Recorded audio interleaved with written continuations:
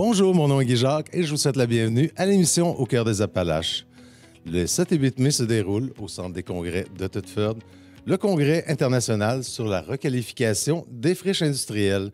Nous allons à ce sujet rencontrer divers intervenants et nous terminerons le tout en compagnie des organisateurs de l'événement. Nous sommes tout d'abord en compagnie de M. Marc-Alexandre Brousseau, qui est maire de Thetford et préfet de la MRC des Appalaches. Bonjour, M. Brousseau. Bonjour. D'abord, quelle est l'importance de ce congrès pour la ville de Thetford? Bien, c'est extrêmement important. En fait, quand on parle de la requalification des friches industrielles, c'est de nous aider à réfléchir comment on va transformer ces grands terrains miniers-là qui sont omniprésents en ville. Donc, on veut vraiment réfléchir. Il y a beaucoup d'enjeux qui entourent les friches industrielles comme celle-là, surtout quand la friche, c'est une ancienne mine d'amiante. Donc, c'est très complexe. L'idée, c'est de s'inspirer des meilleures pratiques puis c'est de voir qu'est-ce que les autres ont fait pour être en mesure de réussir des beaux projets. Quelles seront, selon vous, les retombées d'un tel projet? Bien, en fait, je le disais, hein, l'idée, c'est de s'inspirer des meilleurs. Donc, on veut vraiment voir ce qui s'est fait, qu'est-ce qui a fonctionné ailleurs. Donc, comme retombée, c'est juste d'améliorer notre processus de réflexion. On est tout juste au début, en fait. On vient d'accorder un contrat à une firme là, pour faire un plan de réflexion complet sur la situation. Puis quand je dis complet, ça va prendre 1 an et demi de temps de réflexion sur une espèce de plan d'action qu'on veut se faire pour tout réhabiliter ce site-là. Alors, c'est extrêmement important, là, le congrès. Puis, c'est sûr que d'avoir des gens d'un peu partout qui viennent chez nous réfléchir à la question, c'est toujours très stimulant. Est-ce que les exemples d'autres municipalités vont avoir des impacts, vous croyez, sur la façon dont les choses vont se faire ici? Bien, éventuellement, c'est sûr. Hein? C'est l'objectif. Quand on embarque dans des projets comme ça, qui sont complexes, qui sont longs, qui sont coûteux, bien, on ne veut pas faire on essaie de limiter les erreurs qu'on va faire. Donc, si quelqu'un avant nous est passé par là puis est capable de nous apprendre de ce qu'il a fait, bien, on ne va pas répéter les mêmes erreurs, évidemment. Si les gens auraient pu prendre un autre chemin puis qu'ils l'ont appris après coup, bien, là, nous, on veut le savoir. Parce que l'idée, c'est de faire les meilleurs projets possibles. Quels sont présentement les projets au niveau de la revitalisation de la mine Belle? Bien là, en fait, comme je le disais, on vient tout juste de lancer une étude pour un plan d'action. Donc, c'est très nouveau pour dire concrètement ce que ça va être. Mais c'est sûr qu'il y a plusieurs potentiels qui peuvent être développés dans le secteur. En fait, évidemment, on va vouloir... parce qu'il faut comprendre que la mine Belle, c'est quand on arrive au centre-ville, on prend la rue Notre-Dame, on s'en va jusqu'au bout, on arrive à la mine Belle. Donc, c'est en plein centre-ville. Donc, évidemment, un potentiel de poursuivre, si on veut, à l'urbanisation de notre centre-ville, donc avec du résidentiel, avec du commercial. Là, ça peut être de l'industriel léger aussi, parce que la mine Belle part de la rue Notre-Dame puis s'en va jusque derrière les galeries. Donc, c'est quand même un très grand terrain. C'est ça. En fait, puis on parle d'énergie possible aussi sur le site. Donc, ça peut être d'énergie solaire. Il y a un potentiel à géothermie qui est là également. Donc, il y a un puits minier qui est en noyer, qui est là, qui peut éventuellement de voir de quelle façon on peut le mettre à profit. Il y a plein de choses qu'on peut faire. Puis il y a des gros bâtiments industriels qui sont là, donc lesquels on peut garder, dans quel état ils sont. Alors, c'est un beau grand terrain de jeu. Il y a aussi le terrain, finalement, de la mine Beaver, au fond de la King Beaver, qui va être impliqué là-dedans. Oui, en fait, notre zone d'étude, présentement, on ne l'a pas limité uniquement à la mine Belle. Donc, on prend tout le triangle mine Johnson, mine Beaver, avec évidemment la mine Belle. On élargit même la zone d'étude au quartier Michel, qui peut être impacté également par les actions qu'on va poser dans ce secteur-là. On touche une portion du centre-ville aussi. Donc, c'est une belle grande zone d'étude où est-ce qu'on peut poser des actions pour améliorer le futur de Thetford. Finalement, le tout pourrait faire en sorte que le quartier Mitchell soit réuni finalement davantage au secteur finalement du centre-ville. Bien, on ne peut pas crier victoire tout de suite, mais c'est sûr qu'il y a plus de chances que ça arrive après une étude comme celle-là qu'avant, parce que dans le fond, ça fait nécessairement partie des réflexions qu'on va avoir. Donc, est-ce que ça va être possible? Est-ce qu'il y a des enjeux techniques qui font en sorte de ne pas le rendre possible? On va le savoir avec les études qu'on est en train de faire. Donc, mais l'idée, c'est vraiment de revoir toute cette zone-là. Puis évidemment, si ça peut nous permettre de rebrancher le quartier Mitchell, parce que les plus jeunes ne le savent peut-être pas, mais la rue Notre-Dame, ça en allait au quartier Mitchell avant ça, là. Je l'ignorais, moi, de mon côté. Je me souvenais quand même même de la rue Smith à l'époque, finalement, que j'ai connue étant tout jeune, avant son déménagement. Que pensez-vous que ces projets vont représenter pour la communauté? Bien, en fait, je pense que c'est un renouveau. Je pense que Thetford se transforme, Thetford se développe, Thetford va bien depuis un bon bout de temps. Mais il reste cette grande cicatrice-là au cœur de la ville qui présentement est à peu près inutilisable. On sait qu'on est en combat épique avec les paliers gouvernement pour voir de quelle façon on peut travailler sur un terrain minier d'amiante. Donc, mais le jour qu'on va réussir à se donner un plan de match par rapport à ça et qu'on va avoir de l'aide, puis j'ai aucune gêne à demander de l'aide gouvernementale dans le dossier. Il faut toujours se souvenir que l'amiante n'est pas morte d'elle-même, c'est les gouvernements qui ont choisi qu'on n'exploiterait plus d'amiante. Donc, les gouvernements ont une responsabilité par rapport à la fin de l'industrie de l'amiante. Le gouvernement s'est enrichi avec l'amiante, même évidemment par les impôts sur les salaires élevés dans les mines, mais également lorsqu'il était propriétaire des mines, parce qu'il y a une période où il était propriétaire. Donc, aucune gêne à demander de l'aide gouvernementale pour faire en sorte de redévelopper le cœur de la ville. Quelles seront les prochaines étapes pour ce projet, tous ces projets-là, finalement? Bien, en fait, c'est vraiment de travailler avec la firme qui a été sélectionnée pour faire l'étude. Donc, puis on a plein de pistes à explorer. Fait qu'on va les accompagner dans ça. L'idée, c'est de se faire un plan. On sait que lorsque ce sera terminé, on ne pourra pas réaliser tous les projets dans les quelques années qui vont suivre. Ça se peut que ça se fasse sur 40, 50 ans, on ne le sait pas.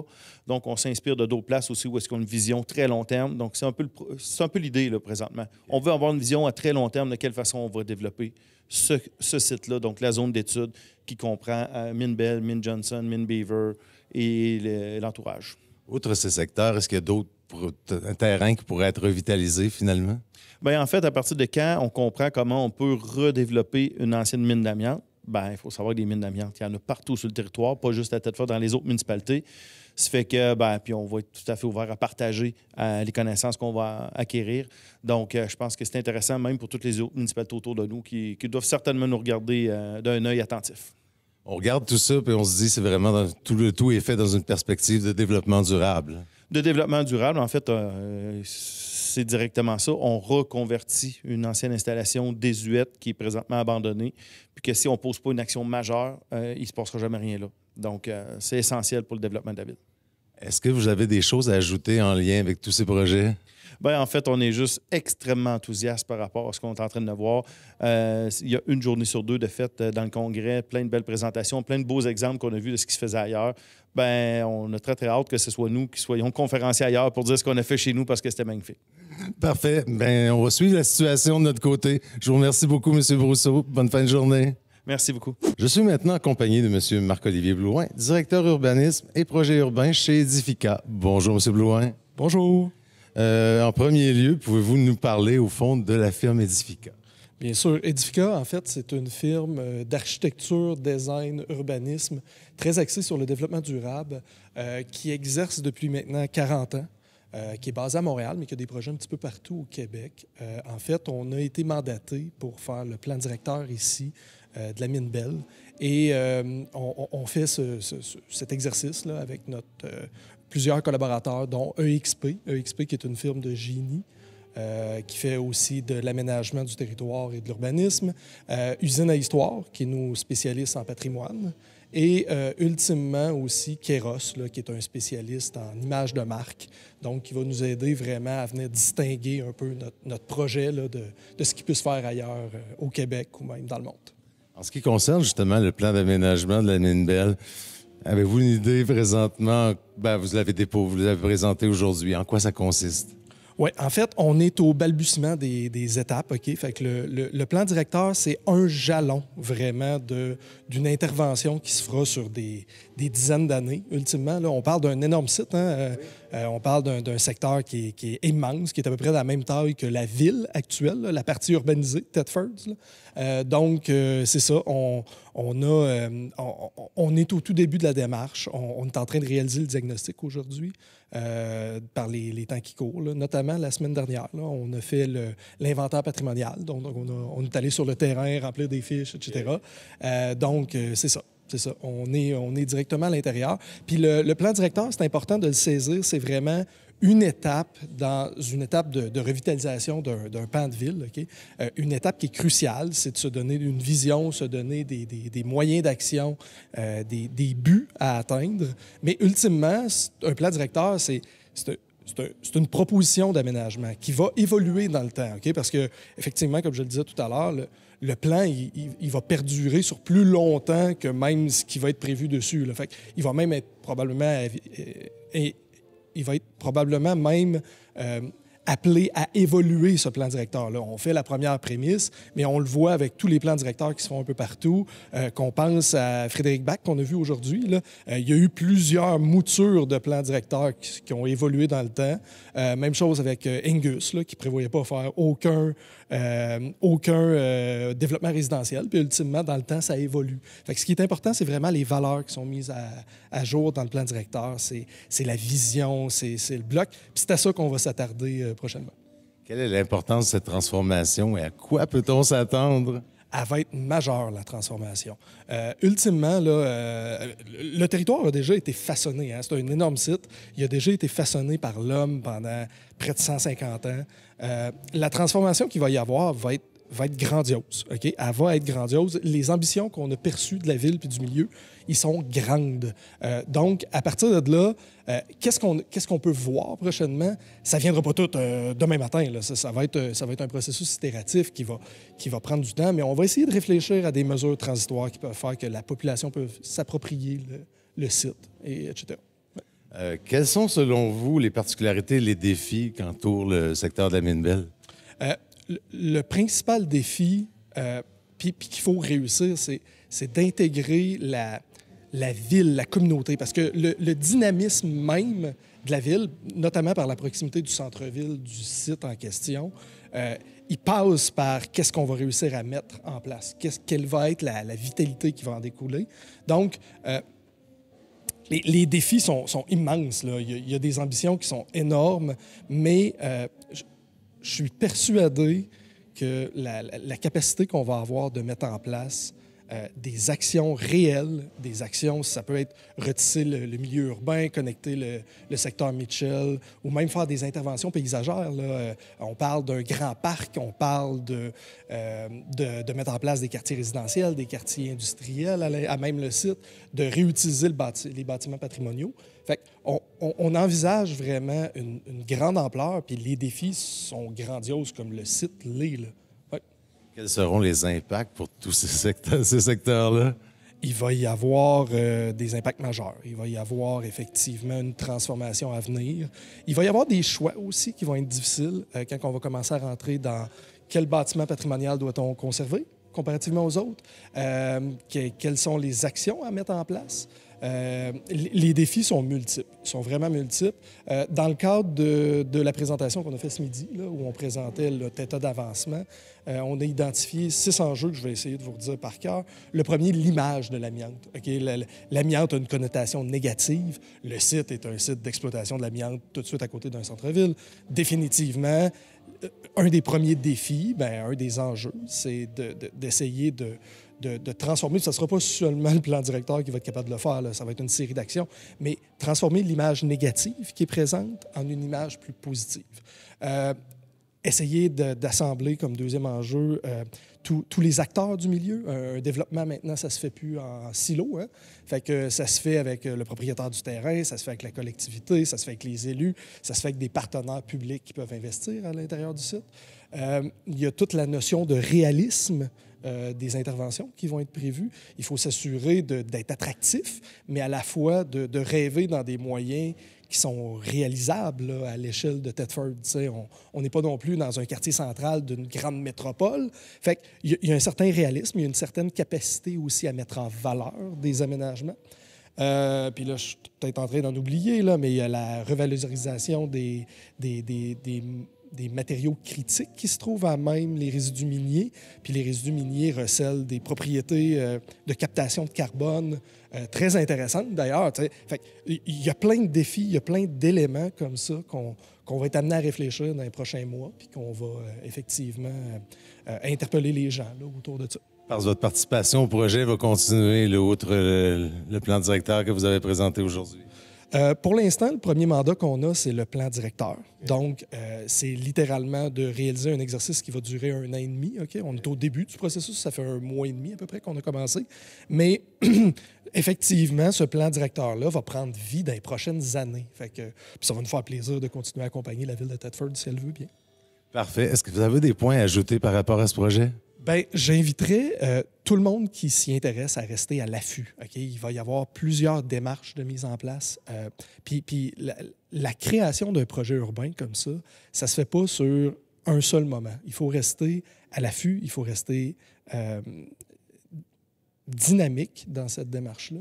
Puis j'invite tout le monde qui s'y intéresse là, à rester à l'affût. Okay? Il va y avoir des trucs qui vont bouger, on va faire connaître un plan de communication, etc. Fait que j'invite les gens à rester à l'affût. Finalement, c'est un mouvement qui s'est enclenché aujourd'hui avec tout ça. Je vous remercie beaucoup, M. Blouin, de votre participation à l'émission et bonne continuation. Merci beaucoup. Toujours dans le cadre du congrès de requalification des friches industrielles, je rencontre certains membres du comité organisateur. Vous êtes, madame? Cindy Allaire, je suis responsable des projets spéciaux à la ville de Thetford. Ludovic Beauregard, commissaire en économie circulaire à la Société de développement économique de la région de Thetford. Vicky Lachance, commissaire à la Société de développement économique de la région de Thetford. Parfait, merci beaucoup. Le titre du congrès était Ensemble du gris ouvert. Je pense qu'il y a un prolongement, vraiment un parallèle à faire avec le comité du gris ouvert. Bien oui, en fait, le thème était déjà vivant dans la région du gris ouvert. C'est pas le comité en tant que tel qui l'a inventé. On a juste décidé de se l'approprier, de créer un logo. Mais l'essence de ce slogan-là, c'est de promouvoir le mouvement, le momentum dans la région qui est de revalorisation ou de réhabilitation de sites. Donc, on encourage les gens qui ont des initiatives qui sont reliées à ce mouvement-là de l'utiliser. Donc, aujourd'hui, le Congrès a utilisé ce slogan-là. J'aimerais connaître vos impressions à la suite de cette première journée de congrès. Moi, je suis très, très satisfaite. Une belle participation, beaucoup de questions. Je pense que ça fait rêver les gens. Puis l'objectif, c'était vraiment d'outiller les gens de l'extérieur, ceux qui ne sont pas de Thetford, d'autres municipalités, pour les aider dans le développement de leurs projets qui sont peut-être à plus petite échelle que nous, mais des projets de requalification, mais aussi d'inspirer notre monde, des mobiliser aussi autour de notre projet. Puis je pense que ça va être, je crois que ça va être réussi là, après nos 2 jours de congrès. Bien, je pense peut-être le mot de la fin qui a été dit tantôt, avoir une vision, mais une vision flexible pour avoir une orientation de où qu'on veut aller, mais surtout de s'inspirer, comme Cindy disait, par exemple, les ateliers Angus que M. Christian a mentionné tantôt. C'était vraiment inspirant comme parcours et il y a eu beaucoup de mobilisation, de vision et de bons coups et de moins bons coups, mais ultimement, ils ont fait un développement immobilier, une requalification de ces terrains-là qui est incroyable. Donc, on veut innover, mais on veut également s'inspirer des bons coups des autres. Fait que c'est vraiment inspirant aujourd'hui. Pourquoi est-ce important de tenir ce congrès à Thetford Mines? En fait, ça s'inscrit dans le cadre du désir de la Ville d'avoir un plan directeur, le plan directeur sur lequel on travaille depuis plusieurs années. On a mandaté la firme Edifica en début d'année pour entamer les travaux autour de ce plan directeur-là. Et en parallèle de ça, on a eu la chance d'avoir le ministère des Relations internationales qui nous a permis de faire converger des projets de reconversion réussis de la France, mais aussi du Québec, dont le Technopôle Angus et le parc Frédéric-Bach, parce qu'habituellement, on va toujours en petite mission, un petit groupe de personnes à l'extérieur, mais pour avoir un impact sur nos parties prenantes ici, c'est toujours bien de pouvoir faire converger les gens ici, pouvoir vacciner le plus de monde possible, leur montrer que c'est possible, leur montrer que ça existe ailleurs. Il faut être patient, il faut le travailler, il faut se mobiliser, justement. Puis c'est pour ça qu'on trouvait important, parce qu'on s'est dit qu'il faut informer la population ici, les gens qui vont tourner autour du projet, pour qu'ils sachent dans les prochains mois, prochaines années, vers quoi on s'en va, puis qu'ils puissent s'approprier aussi le projet. Là, j'ai quelque chose à rajouter. Pourquoi à Thetford? C'est que moi, je crois sincèrement là, que la moitié du travail est fait quand on les apporte sur le site. Fait que de le faire ailleurs puis de le vendre, c'est possible, mais on l'a vu aujourd'hui. Là, il y avait au-dessus de 90 personnes qui sont venues sur les sites miniers, puis on a juste à les regarder puis à regarder après. L'effet est là. Il y a même des conférenciers qui ont dit que j'aurais fait un contenu complètement différent si j'avais visité le site en premier. Donc, je pense que la clé dans ce projet-là, c'est d'apporter, comme Cindy le dit, pour vacciner les gens, les apporter sur le site. Donc, c'est pour cette raison que de venir et de faire ça à Thetford, c'est important. Oui, et surtout qu'ils voient le potentiel de développement. Parce que n'en parler et être sur le site, c'est deux choses différentes. Le potentiel de développement industriel, résidentiel, les énergies renouvelables, il y a beaucoup de matière à développement. Donc, c'était vraiment un bon coup là, de les apporter sur le site. De voir de leurs propres yeux, finalement, fait toute une différence. Quels ont été les défis en lien avec l'organisation de ce congrès? Je pense que le plus gros défi, ça va avoir été de trouver une programmation, je dirais charnue, mais pertinente. On est un cas spécial un petit peu ici. C'est un vaste territoire, c'est de l'industriel lourd. On a fait de trouver les intervenants qui étaient capables de voir un peu notre potentiel, de comprendre ce qu'on voulait pendant le congrès, que ça soit pertinent, puis l'impact aussi, de trouver des conférenciers qui étaient vraiment pour avoir de l'impact, qui avaient des projets qui avaient des gros défis, un peu comme nous, on va avoir des défis. Je pense que ça a été ça, mais je pense sincèrement qu'on a réussi à trouver de très bons conférenciers et de très bons panélistes aussi qui touchent tous les sujets qui sont en lien avec la requalification. Bien, Cindy a géré la majorité des défis, pour être honnête. Là, tout le mérite y revient. Je ne vais pas prendre aucun mérite là-dessus. Je dirais qu'un défi, c'est tellement un dossier qui est vaste, avec beaucoup d'éléments. C'est d'essayer de faire le tour du dossier sans trop donner d'informations. Donc ça, c'est le défi dans chaque événement qui touche des projets dans la région. Il y a autant de potentiel que de sujets. Donc, il faut choisir nos batailles. OK. Oui, Cindy a géré beaucoup de choses dans ce congrès-là, mais je dirais peut-être au niveau de notre caractérisation identitaire. Là. On a une réalité topographique, géographique qui est unique au Québec. Donc, ça peut être un enjeu parce que ce n'est pas tous les modèles d'affaires qu'on peut regarder et s'inspirer. Il y a des choses qui sont propres à notre développement. Mais c'est une opportunité plus qu'un enjeu. Quels ont été, selon vous, les moments les plus marquants de cette première journée de congrès? Je veux pas. Je pense que la visite, ça va devenir un must. Là. On ne pourra pas inviter des gens chez nous et pas les amener systématiquement sur le site. Et même, je vous dirais que je ne l'ai pas dit, l'enjeu du temps, là, c'est toujours un peu difficile, mais on n'avait pas beaucoup de temps, donc on a fait du mieux qu'on pouvait avec le temps qu'on avait. Mais je pense que systématiquement, il va falloir amener les gens sur le site qu'on veut redévelopper et même encore. On pourrait même étirer la visite pour montrer c'est quoi exactement, prendre le temps, parce qu'on voit l'effet tout de suite dans l'autobus. On l'a vu, après on l'a vu, on en entend parler. Donc, je pense que ça va être un mot. On est à la première journée, mais je suis convaincue que ça va être ce qui va ressortir après 2 jours aussi. Là. 100% d'accord, je seconde. J'approuve. C'est un premier événement, en fait, l'événement unique au Québec. Ça ne s'est pas fait ailleurs, je crois. Fait que ça devient une plateforme et un tremplin là, pour développer d'autres choses. Et ça augure très bien. Quels seront, selon vous, finalement, les impacts par rapport aux projets qui s'activent présentement? Bien, en fait, je ne peux pas prédire l'avenir, mais l'objectif en arrière de ça, c'est, je répète, c'est vraiment de mobiliser notre monde derrière le projet qui va naître du plan directeur pour que tout le monde travaille, mette l'épaule à la roue pour que ça puisse se réaliser. Autant les parties prenantes sur le territoire, mais que les ministères soient là aussi, qu'on soit tout le monde ensemble, qu'on ait la vision. Puis oui, il faut rester flexible parce qu'on sait qu'avec le temps, ça peut changer. La population va s'impliquer aussi, donc il peut y avoir des directions qui se fassent différemment, mais l'objectif, c'est vraiment d'avoir une vision d'ensemble de tout ça, puis que tout le monde travaille ensemble pour que ça puisse se réaliser sur plusieurs années. C'est ça. Puis, tu sais, souvent, je dis c'est un dossier de petits pas. Là. Et donc, les événements comme aujourd'hui, ça permet de se faire des nouveaux alliés stratégiques qui comprennent encore mieux.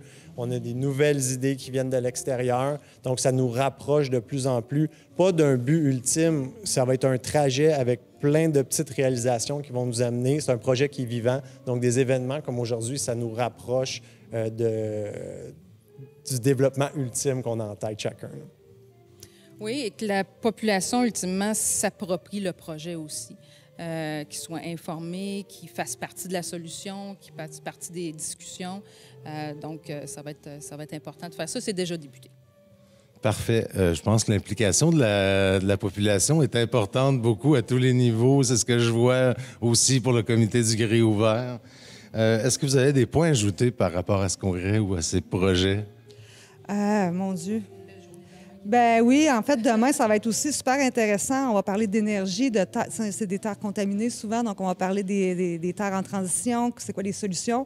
Tu sais, je pense que tout le monde se mette en mode solution, on sorte le coffre à outils pour tout le monde, puis se dire, OK, on n'est pas statique, on peut bouger, on peut se mettre dans l'action, puis on a des alliés, justement, stratégiques qui peuvent nous aider là-dedans. Puis avec tout le monde qui est passé, puis qui va passer aussi demain, je pense qu'on va avoir vraiment un beau réseau de contacts pour continuer le travail. Là. Ce que je m'attends, c'est que ça va, d'après moi, continuer à renforcer la conviction qu'on a quelque chose d'unique entre les mains. À chaque fois qu'on en parle avec des gens de l'extérieur ou qui ont vécu des trucs similaires, quand ils viennent, ils disent « OK, vous avez genre vraiment une pépite entre les mains. » Donc, je m'attends à ce que ma conviction soit encore plus forte qu'elle l'est présentement. Oui, continuer à vacciner les gens de notre potentiel, de notre belle région. Donc, ça va être à suivre demain. Parfait. Mais je vous souhaite une bonne suite de congrès. Je pense qu'on a effectivement une richesse entre les mains qui reste quand même à développer. Que je vous remercie tous les trois et bonne fin de journée. Puis maintenant, en compagnie de M. André Pross, qui est le président du Musée Minéraux de Thetford. Bonjour, M. Pross. Oui, bonjour, ça va bien? Oui, ça va très bien, vous-même. Parfait, merci. Vous avez présenté une conférence ce midi qui s'intitulait « L'histoire de Thetford, la ville dans une mine ». En quoi consistait cette conférence?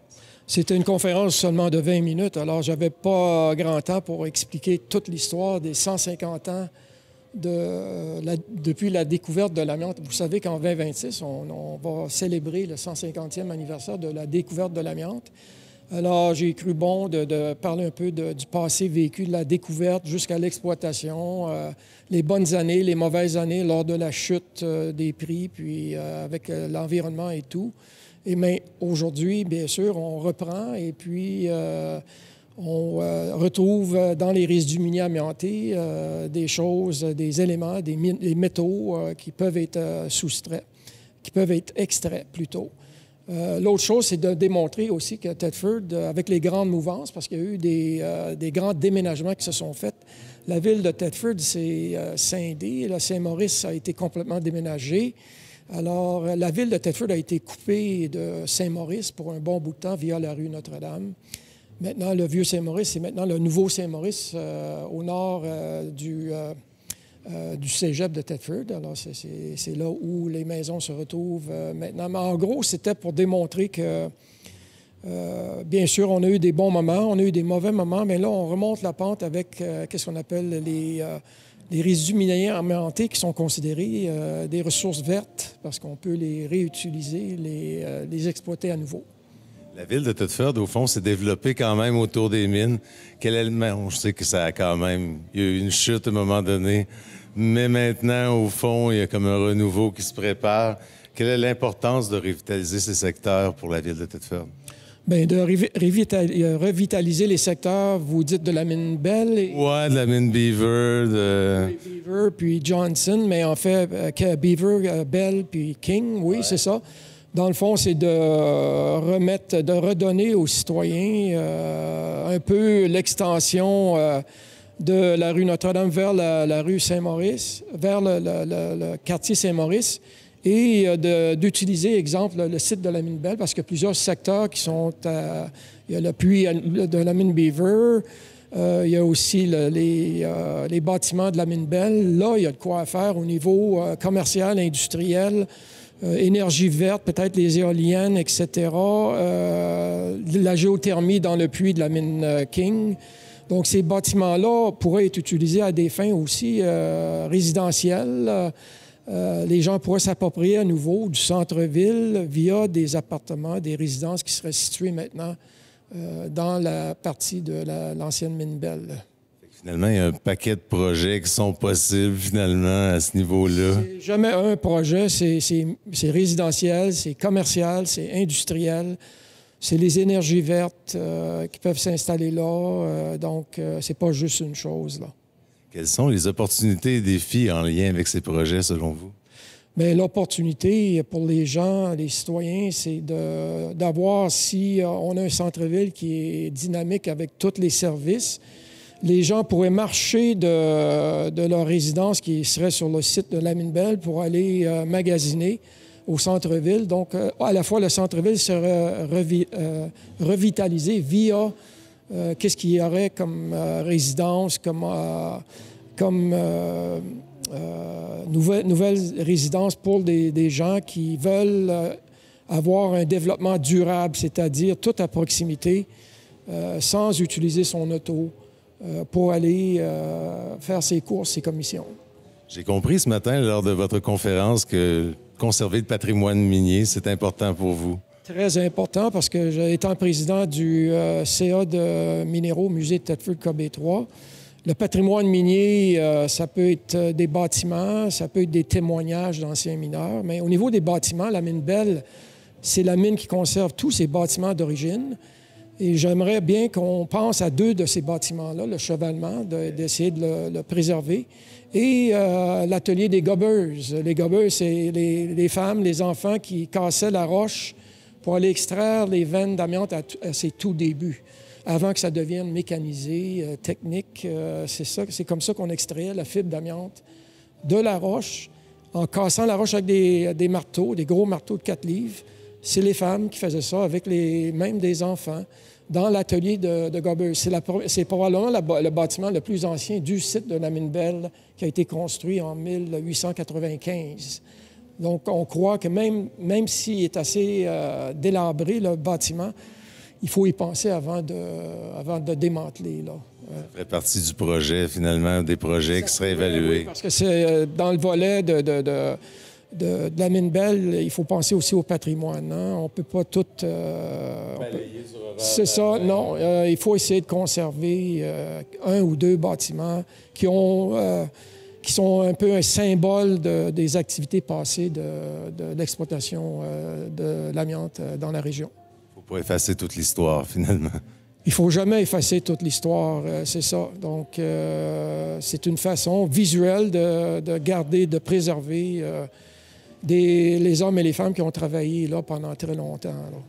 Est-ce que vous avez des points à ajouter en lien avec les projets qui risquent de se développer? Oui, bien, je pense qu'avec les conférenciers d'aujourd'hui, c'est très important de ne pas faire des erreurs et pour éliminer ou en fait limiter les erreurs, c'est de regarder les projets qui ont été faits ailleurs, en France, à Montréal, Carrière-Miron, les sites Angus pour les chemins de fer, CP, CN. Il faut regarder comment ils ont réalisé leurs projets et essayer d'apprendre avec ces projets-là et les erreurs qu'ils ont commises, s'il y en avait, pour éviter ces erreurs, puis répéter ce qu'ils ont fait de bon ici à Thetford. Parfait. Je vous remercie beaucoup, M. Prost, de votre intervention. Ça fut très agréable de vous rencontrer. Moi aussi.